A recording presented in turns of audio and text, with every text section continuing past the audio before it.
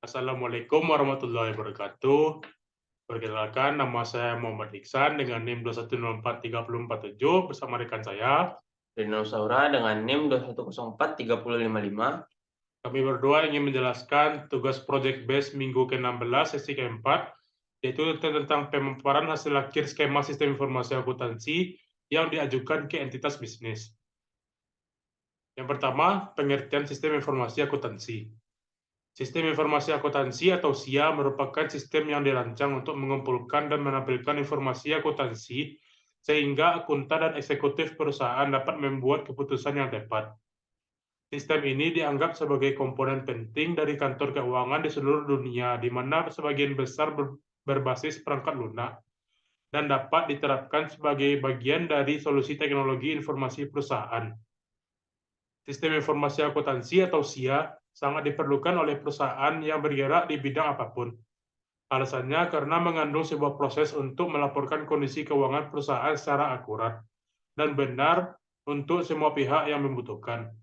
Proses tersebut berkaitan dengan teknologi informasi untuk memajukan usaha atau bisnis. Penggunaan SIA adalah akan memudahkan perusahaan melakukan sebagian besar kegiatan perusahaan. Dengan memberikan informasi yang tepat dan akurat, biaya produksi dapat ditekan dan menjadi lebih efektif dan efisien. Selanjutnya, diagram alir data atau DAD. Diagram alir data atau DAD atau data flowgram atau DFD adalah suatu diagram yang menggunakan notasi-notasi untuk menggambarkan arus dari data sistem. Ya, penggunaannya sangat membantu untuk memahami sistem secara logika, terstruktur, dan jelas. Fungsi dari data flowgram adalah: 1. Data flow diagram atau DFD adalah alat pembuatan model yang memungkinkan profesional sistem untuk menggambarkan sistem sebagai suatu jaringan proses fungsional yang dihubungkan satu sama lain dengan alur data, baik secara manual maupun komputerisasi. Yang kedua, DFD ini adalah salah satu alat pembuatan model yang sering digunakan, khususnya bila fungsi-fungsi sistem merupakan bagian yang lebih penting dan kompleks daripada data yang dimanipulasi oleh sistem.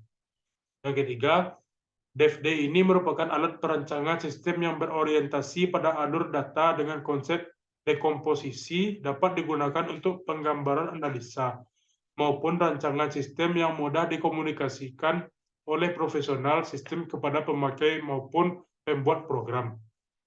Selanjutnya dilanjutkan oleh Rido. Pemaparan skema SIA siklus pendapatan.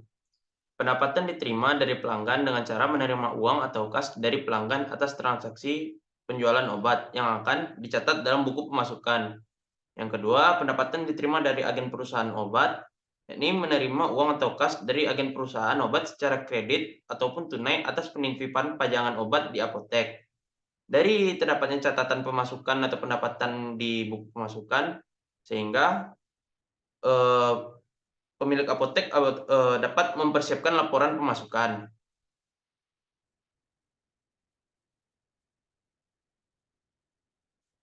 Pemaparan SIA siklus pengeluaran.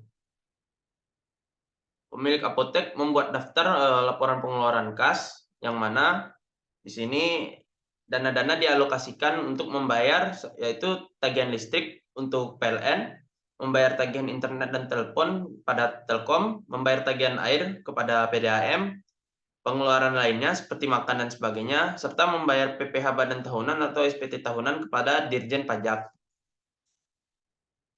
Pemaparan skema SIA siklus penggajian. Karyawan melaksanakan kegiatan operasional entitas seharian sehingga menghitung kas yang masuk dan keluar selama hari itu. Memberikan kas kepada pemilik entitas, lalu pemilik entitas memberikan gaji kepada karyawan di hari itu sehingga karyawan mendapatkan kas. Sekian dari penjelasan kami berdua. Apabila ada kesalahan kata, mohon dimaafkan. Wassalamualaikum warahmatullahi wabarakatuh.